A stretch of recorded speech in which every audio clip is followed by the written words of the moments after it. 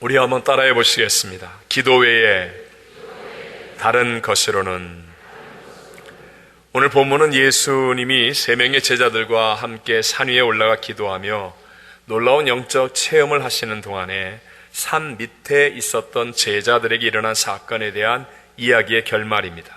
남은 9명의 제자들에게 한 아버지가 귀신 들린 아들을 데리고 와서 치료받기를 구하였습니다.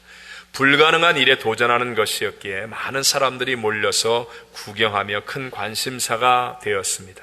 9명의 제자들은 나름대로 열심을 다해 노력했지만 귀신 들린 아이를 고치지 못했습니다. 오히려 서기관들과 더불어 논쟁에 빠져들었습니다. 바로 그때 산에서 기도하고 내려오신 예수님께서 제자들에게 믿음이 없다고 책망하시고는 말 못하고 못 듣는 귀신을 내쫓아 아이를 자유케 해 주셨습니다.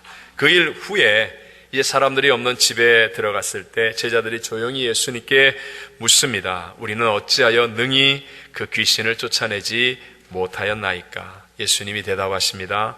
기도 외에 다른 것으로는 이런 종류가 나갈 수 없느니라. 자, 오늘 우리들의 신앙생활에서도 동일하게 경험할 수 있는 일들이죠. 사람들에게 보여주는 겉모양으로는 오래 교회를 다닌 횟수도 있고 교회 직분도 있는데 실제로는 생명을 살리는 능력이 나타나지 않습니다.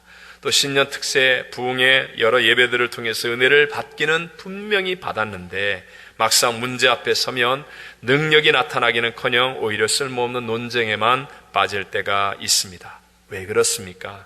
거기에 맞는 기도가 부족하기 때문입니다. 주님은 분명히 쓸모없는 논쟁이 아닌 샬롬의 복을 누리며 승리하는 신앙생활의 길은 기도에 있음을 말씀하셨습니다. 기도 외에 다른 것으로는 이런 종류가 나갈 수 없느니라. 승리의 주 예수님은 이 땅에 계실 때 끊임없이 기도하셨습니다. 바쁜 와중에도 산에 올라가 기도하셨고요. 중요한 일이 있으면 철야 기도하셨고요. 습관을 쫓아 새벽 미명에 기도하셨고요. 특별히 고난 당하실 때는 간절하게 더욱 간절히 기도하셨습니다. 여러분, 예수님 분명히 하나님이시지 않으십니까? 그런데 왜 그분이 기도하셨습니까? 그분도 인간의 몸을 가지고 이 땅에 오셨기 때문에 하나님과 교제하기 위해서는 반드시 무엇을 해야 돼요? 기도하셔야 했다는 것입니다. 우리들의 기도도 생명의 하나님, 전지전능하신 하나님과 교제할 수 있는 길인 것을 믿으시기 바랍니다. 여러분, 초대교회에 나타난 능력도 기도의 능력 아닙니까? 당시의 상황은 최악입니다. 그들의 환경은 정말 안 좋았습니다. 그들은 문을 걸어 잠근 채 있었습니다. 그런데도 불구하고 그들이 기도하니까 하나님과 연결이 되어서 하늘의 생명과 성령의 능력이 흘러 넘쳐났다는 것입니다. 영국의 스펄전 목사님도 그때 당시에 교회는 마이크도 없는 그런 시절에 한 번에 6,000명이나 예배를 드리던 엄청난 교회로 부흥하였습니다. 그 부흥의 비밀은 항상 본당 이 밑에 있는, 설교단 밑에 있는 교회의 발전소와 같은 중보 기도실에 있었다라고 고백합니다. 그런데 지금은 그 기도의 불이 꺼졌습니다. 그러니까 건물은 그대로 있지만 하나님의 역사는 일어나지 않는 것입니다. 교회이든지 개인의 삶 속에서 생명의 역사가 끊어지고 마귀가 가져다주는 원망과 불평, 미움과 부정적인 사망의 썩은 냄새가 나는 이유는 바로 기도하지 않기 때문입니다. 예전에 한 번은요, 나이가 좀 많으신 여자 집사님이 그 아드님이 새롭게 개업을 하는데 저를 보고 다른 지역이라 개업 예배는 못 가지만 그러나 사업이 좀 번창하게 해달라고 그렇게 기도를 요청하셨습니다. 근데 보니까 그 사업이 마른 노래방이었지만 사실은 아주 좀 농도가 짙다고 그래야 되나요? 술집이셨어요. 근데 교회 나오신 지 한 2, 3년 정도밖에 안 된 분이시고 연세도 많으시고, 그래서 제가 그 당시에 제가 조금 더 시간이 지나면서 차분히 얘기하겠지만 우리 같이 기도하자고 했더니 정말 이분이 매일 새벽 예배에 나오기 시작했습니다. 놀라운 일은 한 2달 정도 나오시더니 하시는 말씀이, 목사님, 아들이 다른 사업을 하게 해달라고 기도하기 시작했습니다. 이렇게 얘기를 하는 거예요. 이분 기도를 하는데 자기 아들 사업이 번창하려면 더 많은 사람들이 술에 취해야 되고 더 많은 사람들이 나쁜 짓을 해야 되는 것이, 이것이 자꾸만 마음속에 생각이 나고 깨달아지면서 더 이상 그 아들의 사업이 번창케 해달라는 기도가 나오지를 않게 되더라는 것입니다. 여러분, 신앙이 얼마 없는 미숙한 사람의 기도라 할지라도 기도는 하나님과 연결되기 때문에 생명의 역사, 진리의 역사가 일어나게 되는 줄로 믿습니다. 어거스틴의 고백록에 보면요, 어거스틴은 어렸을 때 학교에서 선생님에게 맞지 않게 해달라고 기도를 많이 했다는 글이 나와요. 그런데도 불구하고 매일 매를 맞았답니다. 기도 응답을 받지 못한 이유가 무엇입니까? 항상 매 맞을 짓만 했기 때문이랍니다. 네. 그런 그였지만 보십시오. 비록 방탕했습니다. 그런데도 불구하고 어머니의 기도와 그리고 자신이 기도를 회복하여 하나님과 연결되어지니까 그는 정말 하늘의 생명을 따라 위대한 성자가 되기까지 했다는 것이죠. 그래서 우리 하나님은 내 집은 만민이 뭐하는 집이라? 기도하는 집이라 일컬음 받기를 원하신다고 하시며 교회가 기도하는 곳이 되기를 원하셨습니다. 우리 교회도 하나님과 계속하여 교통교제하며 우리 성도들의 삶에 계속 승리가 나타나기 위해서는 우리의 모든 처소와 방마다 기도의 발전소가 되어야 할 줄로 믿습니다. 아주 중요한 메시지가 있어요. 우리 본문은 사실은 어느 정도 대강은 알죠. 근데 아주 중요한 메시지는 제자들이 바로 이 앞에서는요, 귀신들을 쫓아내고 병자들을 고쳤다는 것입니다. 그런데도 불구하고 왜 오늘 본문에서는 기도하지 않아서 못 고치게 되었는가? 이것이 오늘 우리들에게 주시는 메시지입니다. 마가복음 6장, 석장 앞이죠. 거기에 12절로 13절에 보면 이렇게 말씀합니다. 함께 읽겠습니다. 시작. 제자들이 나가서 회개하라 전파하고 많은 귀신을 쫓아내며 많은 병자에게 기름을 발라 고치더라. 아멘. 귀신을 쫓아내고 병자들을 고친 사람이었습니다. 근데 그때의 특징이 무엇이냐? 바로 그 다음 구절에 나오는 마가복음 6장 14절에 보면 이에 누구의 이름이 드러난지라? 예수의 이름이 드러난지라 이렇게 말씀하고 있습니다. 거기에 비해서 지금 약 석장 정도의 시간이 지난 후에 지금 귀신을 쫓아내지 못하고 있는 본문에서 나타나는 특징이 무엇입니까? 마가복음 9장 19절에 예수님이 이렇게 말씀합니다. 시작. 대답하여 이르시되 믿음이 없는 세대여 내가 얼마나 너희와 함께 있으며 얼마나 너희에게 참으리요 그를 내게로 데려오라 하시매. 예수님은 그 제자들과 그들을 향하여 뭐가 없는 세대라고 말해요? 믿음이 없는 세대요. 여러분, 믿음에 있어서 가장 중요한 것은 믿음의 대상이라는 말씀을 드렸죠. 믿음은 지금 앉아있는 우리 모두에게 다 있습니다. 믿음이 없는 사람은 없어요. 중요한 것은 믿음의 대상이 무엇이냐에 따라 결과가 달라지고 인생이 달라집니다. 어떤 사람은 돈을 믿습니다. 어떤 사람은 자기 경험을 믿습니다. 어떤 사람은 자기 힘을 믿고 어떤 사람은 백을 믿고 우리가 믿어야 될 믿음의 대상은 누구여야 돼요? 예수 그리스도. 예수 그리스도.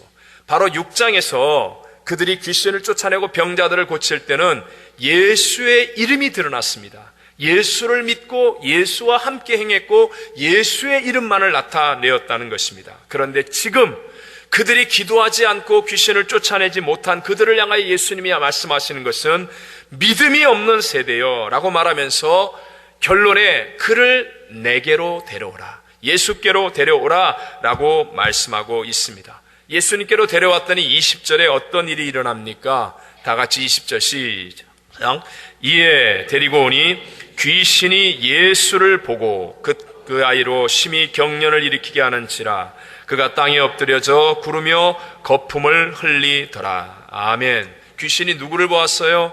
예수를 보았다는 거예요. 귀신은 예수를 알아보는데 제자들은 예수님을 향한 그 믿음으로 집중하지 못하였기 때문에 기도가 그쳐지고 귀신을 쫓아내지 못하고 말았다는 것입니다. 기도는 믿음으로 하나님을 향해 뻗어나가는 화살과 같은 것이 되어야 되는데 그러기 위해서는 바로 이 하나님과의 관계가 중요하다는 것입니다. 성경에서 의라는 말이 제일 처음 나온 것이 창세기 15장 6절인데 아브라함이 여호와를 믿으니 여호와께서 이를 그의 의로 여기시고 라고 말합니다. 여호와를 믿는 것을 의로 여기셨다고 성경은 말씀하죠. 성경의 의는 헬라어로 디카이오스네라고 하죠. 이것은 옳은 정도, 맞는다라는 그런 정도가 아니라 좋은 관계, 올바른 관계라는 뜻입니다. 하나님과 우리 사이는 우리의 죄 때문에 갈라지고 원수가 되고 말았습니다. 교만과 불순종으로 우리는 하나님과의 관계가 깨어져 버린 죄인이 된 것입니다. 그래서 우리는 하나님과의 관계를 회복해야 됩니다. 이 하나님과의 좋은 관계가 되려면 반드시 의가 있어야 되는데, 이 의는 내 의가 아니라 오직 하나님께서 우리와 하나님 사이를 가로막고 있는 죄의 담을 허물어 주신 예수 그리스도의 십자가의 보혈의 공로를 믿는 의인 줄로 믿습니다.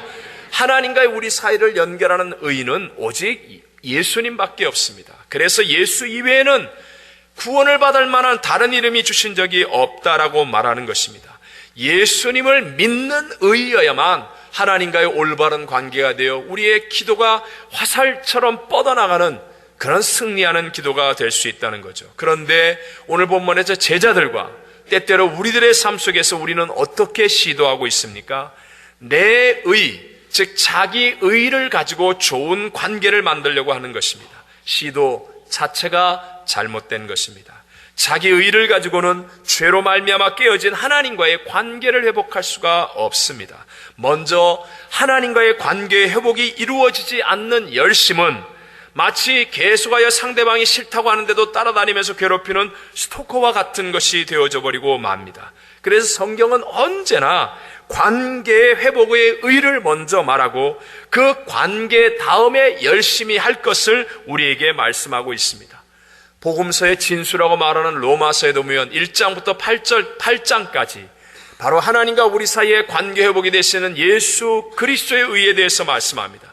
그리고 그 이후에 12장부터는 관계 회복을 이룬 우리들이 어떤 열심을 가지고 어떻게 행해야 될 것인지를 우리에게 가르쳐 명령하고 있는 것입니다. 그러므로 기도도 가장 중요한 것이 관계 회복의 유일한 길인 예수 그리스도를 바라보고 예수 그리스도의 이름으로 기도하고 예수 그리스도를 증거하는 일이 되어져야 하는데, 그런데 제자들은 바로 이것을 놓쳐버렸기 때문에 기도의 화살이 꺾어지고 결국은 귀신을 내쫓지 못하는 실패자가 되어버리고 마는 것입니다.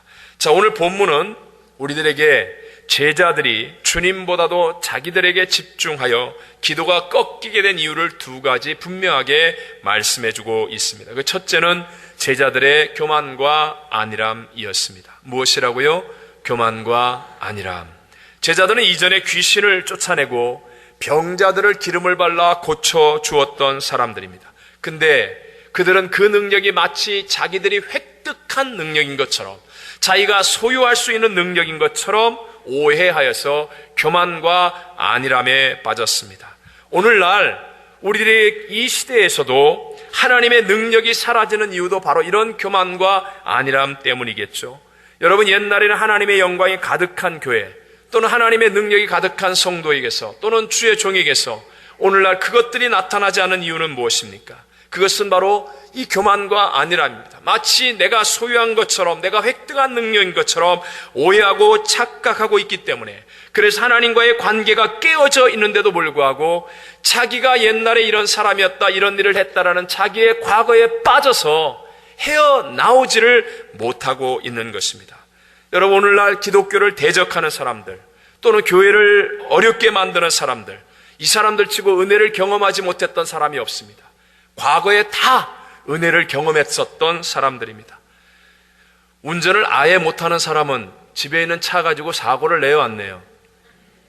사고를 안 냅니다. 근데 운전 배우고 난 다음에 좀 할 줄 안다고 할 때 그때 대형 사고 내는 것입니다. 제가 이렇게 보면서 수많은 교회들이 어려움을 겪고 있는 교회들을 보면 95% 이상은 옛날의 은혜를 경험했던 사람들, 무언가 옛날에 열심히 했던 일이 있었던 사람들, 이 사람들이 자기 의에 빠질 때 다른 사람들을 넘어지게 만들고 교회를 혼란으로 이끌고 간다는 것입니다.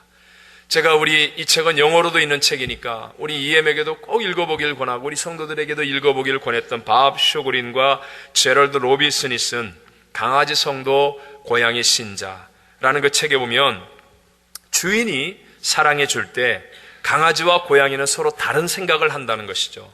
강아지는 주인이 나를 기호해주고 먹여주며 보살펴주고 사랑해주는 것을 보니까 당신은 나의 하나님이 분명합니다 라고 생각하는데, 고양이는 이렇게 생각한답니다. 주인이 나를 기호해주고 먹여주고 보살펴주고 사랑해주는 것을 보니까 내가 하나님인 것이 분명하군요, 이렇게 생각한다는 거예요. 강아지에게는 주인이 있지만 고양이에게는 부하가 있다는 것입니다. 신앙적인 면에서도 강아지 성도는 항상 주신 분이 하나님, 이루신 분이 하나님, 하나님이 주인이 되는 하나님 중심의 신앙이 되지만, 고양이 신자들은 자기가 이루었다고 생각해요. 내가 했다고 생각해요. 그래서 자기가 중심이 되고 하나님은 자기를 따라와주는 부하처럼 생각하게 된다는 거죠. 그러면서 이 책은 특별히 미국은 지금 고양이 신앙에 빠져 있다고 말합니다. 이전에는 하나님을 위해 예배하는 것에 목숨을 걸었던 청교도의 신앙으로 복을 받은 미국이기에 지금도 입으로는 아직 God bless America라고 노래는 부르면서 애국가를 부르지만, 그러나 정작 마음과 삶에서는 하나님을 따르려고 하지 않는다는 것입니다. 오늘 미국의 이 시대는 크리스천 사이언스에서 말하는 것처럼 믿음을 강조하긴 하지만 그러나 자기를 믿으라고 말합니다. 자기를 믿으라고. 우리들은 혹시 어떻습니까? 하나님께 기도는 5분도 못하고, 그리고 자기는 몇 시간씩 묵상하고 있지 않습니까? 오늘 나한테 누가 어떻게 했다, 오늘 내가 국을 더 먹어야 되는데 조금밖에 안 줬다, 오늘 내가 픽업차를 타려고 그러는데 누가 쇠치기를 해갖고 내가 앉을 자리에 못 앉았다. 하나님께 대한 기도는 5분도 안 하고 자기만 묵상하는 거예요. 자기만 묵상하는 거예요. 예배를 받으시는 하나님보다도 예배에 나온 자기를 더 의롭게 생각하는 거예요. 내가 예배 나와줬다는 거예요. 예배 나와줬다. 직분을 주신 하나님보다 직분을 더 믿고 있는 것은 아닌지 우리 자신들을 확인해 봐야 한다는 거예요. 주님보다 자기에게 더 집중하게 된 이유 두 번째는 열등감 때문입니다. 보십시오. 지금 이 산 밑에 있는 9명의 제자들, 마음속에 뭔가 좀 열등감을 느낄만 하지 않습니까? 예수님께서 산 위에 올라가시는데 베드로와 요한, 야고보 3명의 제자들만 데려가고 자기들은 남아 있습니다. 무엇인가 좀 비교하기 시작하면, 아니 저 사람은 데려가는데 우리들은 뭐야? 이런 열등감 가지게 되겠죠. 여러분, 열등감은요, 독사에게 물리는 것처럼 영적으로 마비시키는 힘이 있습니다. 하나님과의 이 주고받는 관계에서 하나님을 예배하고 하나님의 음성을 듣고 하나님께 기도하고 하나님의 사랑을 체험하고 주고받는 관계에서 하늘의 에너지가 생기고 하나님의 능력이 내게 넘쳐나는데, 열등감은 시기와 질투, 분노와 불신으로 마음의 문을 닫아버리게 만드는 거예요. 그래서 모든 관계가 깨어져 버리게 만드는 거예요. 피해의식을 갖거나 또는 잘못된 비교의식 속에서 마음을 닫아버리는 거예요. 그래서 에너지가 사라져버립니다. 하나님의 능력이 임하지 못하는 겁니다. 혹시라도 여러분 교회 나오면서 사람들이 나를 무시한다, 내가 없기 때문에, 내가 병들었기 때문에, 내가 사고 쳤기 때문에 하나님도 나를 알아봐 주지 않을 거야, 이렇게 생각하게 만드는 것은 원수마귀의 방해인 것을 깨닫게 되시기를 바랍니다. 하나님은요, 상한 갈대도 꺾지 않고 꺼져가는 불에 심지도 끄지 않는 분이심을 믿으시기 바랍니다. 사람들이 죽이겠다고 흉기를 들고 현장에서 간음하다가 붙잡힌 여인을 질질 끌고 나왔을 그때에도 예수님은 주여 하는 그 여인을 끝까지 사랑으로 품어주시고 용서하시고 살 길을 만들어 주신 분이라는 것입니다. 요즘 세상은요, 부쩍 이제 기독교는 하향이다, 내리막선이다, 기독교에는 희망이 없다 등등 이런 부정적인 소식들이 점점 많아지고 있습니다. 또 신문이나 방송 같은 곳에서 기독교의 무슨 비리를 파헤친다고 난리를 칩니다. 기독교가 이제까지 행한 선행에 대해서는 한 가지도 얘기하지 않고 무슨 문제만 있으면 그 조그만 부분을 가지고 전체를 가리려는 듯이 난리법석을 치웁니다. 그러다 보니까 호의적이지 않은 사람들이, 세상 사람들의 어떤 시선들이 기독교에 대한 따가운 시선들을 느끼면서 열등감에 빠지게 하는 것입니다. 여러분, 마귀가 사용하는 진짜 무서운 괴략이 무엇입니까? 진짜 문제는요, 그리스도인들로 하여금 현실을 두려워하면서 하나님의 하나님됨을 망각하게 만드는 거예요.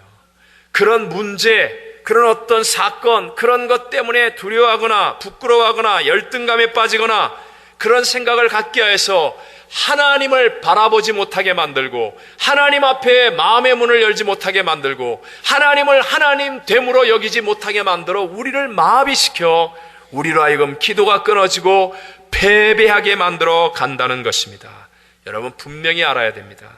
이제까지 예수님이 이 땅에 오셔서 십자가에 못 박혀 죽으신 이후로 오늘 이 시간 약 2000년이 지나는 동안 세상은 단 한 번도 기독교에 대해서, 예수님의 복음에 대해서 또는 예배와 기독교에 대해서 우호적이었던 적이 없습니다. 잠깐 교회가 부흥할 때 그 안에 머리를 숙이는 척하고 있었을지는 모르지만 단 한 번도 세상은 기독교를 우호적으로 생각하지 않았습니다. 끊임없이 틈만 나면 공격하고 핍박하고 잡아 죽이고, 우리 한국의 역사를 보십시오. 한국의 기독교가 처음 전파된 이후에 예수쟁이라고 불리면서 얼마나 많은 사람들이 순교를 당했습니까? 얼마나 많은 우리의 조상들이 우리 가족, 친지, 이웃으로부터 왕따를 당하고 고통을 당하고 매맞음을 당하고 버림을 받았습니까? 또 일제가 핍박할 때 얼마나 많은 교회와 그리스도인들이 순교를 당하고 고통을 당했습니까? 공산주의가 밀려 들어왔을 때 얼마나 많은 사람들이 잡혀가고 교회가 불타고 수많은 사람들이 죽었습니다. 민주주의가 돼서 괜찮았다고요? 천천만만의 맞습니다. 끊임없이 교회를 공격하고 해방하고 우리의 마음속에 문제의 마음을 빼앗기게 하는 것입니다. 그러나 기억하십시오. 하나님이 2000년의 역사 동안 그 어마어마한 핍박과 고난과 순교의 순간 속에서도 단 한 번도 하나님의 은혜를 그쳐본 적이 없다는 사실을 믿으시기 바랍니다. 그래서 문제보다 더 크신 하나님을 바라보는 사람, 내 안에 있는 열등감을 극복하고 하나님께 나와 기도하는 사람들에게는 하나님께서 넉넉히 이길 수 있는 힘과 능력을 공급하여 하나님의 영광을 나타내 주신 줄로 믿습니다. 문제가 없는 인생은 없습니다. 중요한 건 문제의 마음을 빼앗기느냐, 문제보다 크신 하나님을 바라보며 기도하고 하나님을 기다리고 앙망하며 하나님의 역사를 믿는 믿음으로 전진하느냐의 차이일 뿐입니다. 여러분 혹시 여러분의 이민생활 얼마나 힘듭니까? 자녀 문제, 가정 문제, 건강 문제, 직장 문제, 장래 문제, 물질 문제, 언어 문제, 얼마나 많은 문제가 있습니까? 우리의 삶에 문제가 많다 보니까 현실의 문제가 내 신이 되어서 혹시라도 하나님은 보이지 않는 그런 자리에 있지는 않습니까? 기도의 줄을 놓치지 않는 성도가 되시기를 바랍니다. 자, 그럼 어떻게 하면 됩니까? 기도의 능력을 회복하는 길은 예수 그리스도를 바라보는 것입니다. 기도의 시선, 우리의 시선이 중요하죠. 우리의 인생에서 중요한 것은 시선입니다. 지혜로운 사람은요, 항상 사는 길을 바라봐요.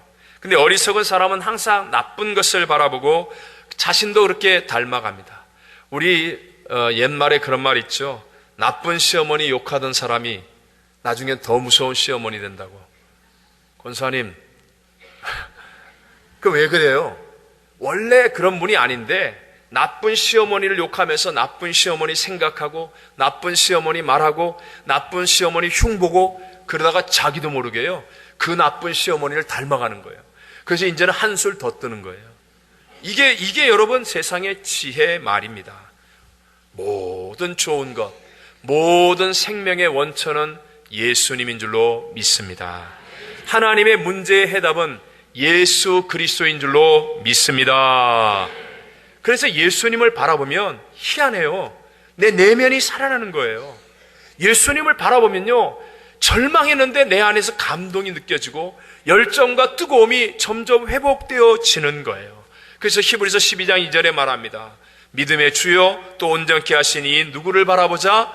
예수를 바라보자. 그는 앞에 있는 기쁨을 위하여 십자가를 참으사 부끄러움을 개의치 아니하시더니 하나님 보좌 우편에 앉으셨느니라 라고 말합니다. 예수님은 우리가 언제 흔들립니까? 예수님을 바라보지 않고 딴 데를 바라보니까 흔들리는 것입니다. 교회도요, 사람 바라보고 문제 바라보면 우리 안에 냄새나고 무너집니다.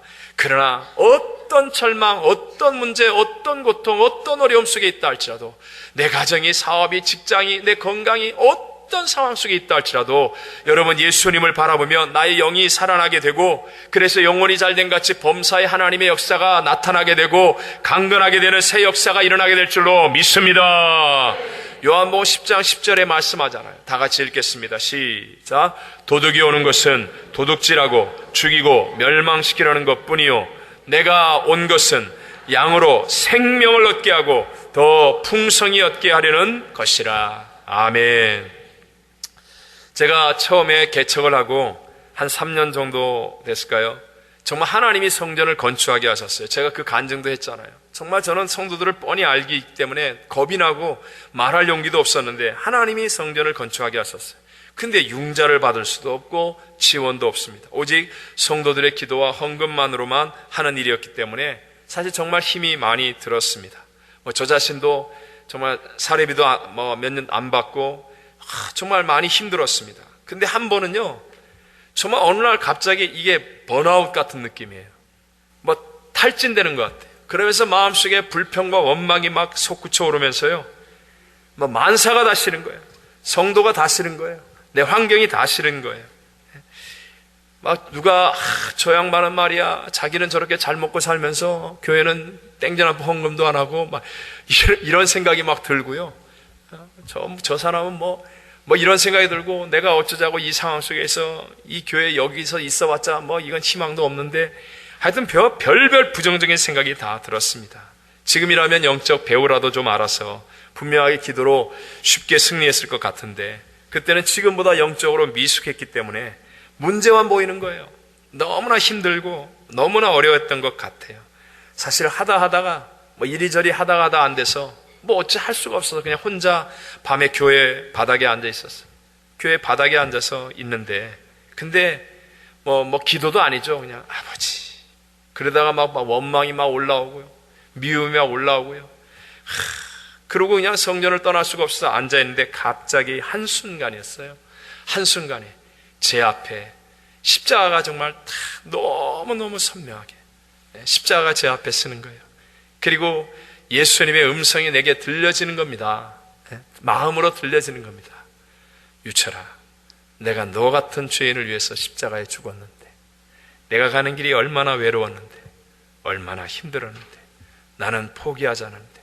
정말 짧은 순간인데요, 그 십자가, 예수님의 십자가 제 앞에 다 펼쳐지는 순간에 제가 그 전까지 그랬거든요. 무슨 십자가의 능력이 있냐고, 교회에 하나님이 복을 주시냐고, 나심대로 살면 좋은 일이 일어났냐고, 그런 원망, 불평. 근데요, 그 순간에 십자가가 딱 보여지는데 한없이 울었습니다.